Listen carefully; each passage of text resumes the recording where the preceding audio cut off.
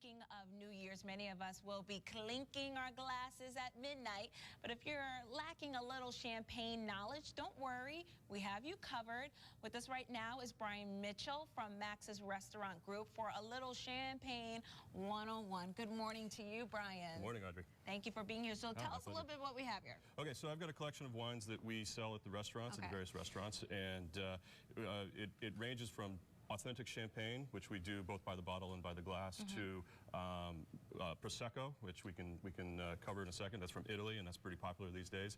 And some great American and Spanish wines that are made, the sparkling wines that are made similarly to champagne. So now I know you're going to show us how to actually open a champagne bottle. So go ahead. Well, we got two methods. We can I can do well. Let's do the exciting one first. So, okay. I'm going to step back. If you come to Max downtown, we do this on a regular basis.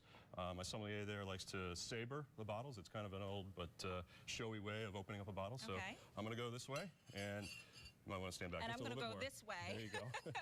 So it's pretty simple. We just take our saber, and hopefully this works and I don't hurt anybody. There we go. Whoa, wow. So a little bubbly, but pretty excited. We do it in the restaurant on a regular basis, and we keep it a little under control there, but you kind of get the idea. So how does someone pick out the best champagne, the right champagne? Well, there's a lot of different price points, and when you go to the store or go into the restaurant and look at the wine list, it can be a little confusing because you do see so many wines at different prices and different styles. The bottle that I just opened is a Prosecco. We sell this by the glass. It's pretty popular because the price point is pretty, reasonable for just about anybody to enjoy. Okay. And then we kind of step the prices up, and you'll see that also in the retail store. And most of the wines at the higher end will be true, authentic champagne. And there's a little bit of a difference in how they're made. With true champagne, the process is a little bit longer.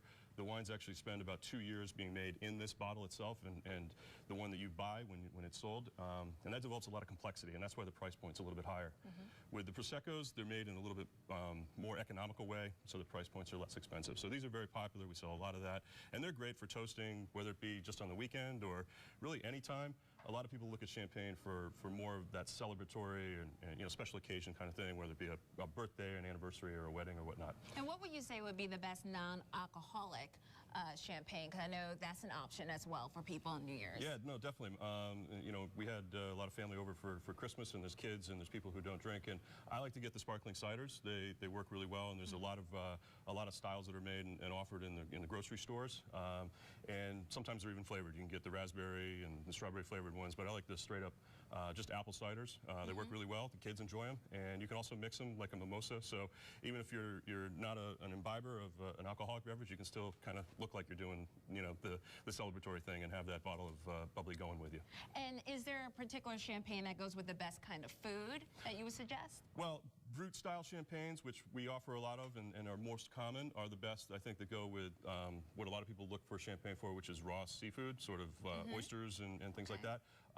But champagne, one of the great things about it is it's really versatile when it comes to food pairing, and you can really have it all the way through a meal. The way champagne is made, it's a little bit more of an acid-driven wine. It's a little bit crisper, and because of that, it works with such a broad range of foods, and so you can truly have champagne from beginning to end through a meal.